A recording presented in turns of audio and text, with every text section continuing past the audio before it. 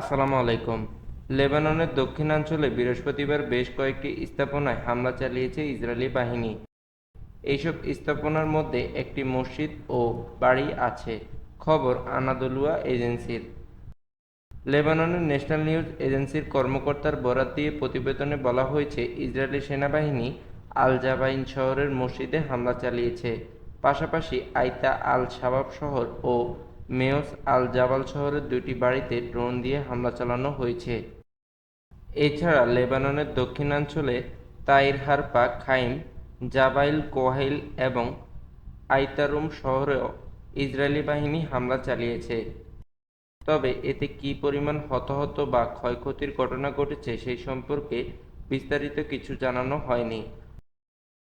গত বছরের ৭ অক্টোবর থেকে গাজায় হামাস ও ইসরায়েলের মধ্যে যুদ্ধ চলছে। এতে গাজায় এখন পর্যন্ত নিহতের সংখ্যা ৩৭,০০০ ছাড়িয়েছে। আহত হয়েছে লাখের বেশি।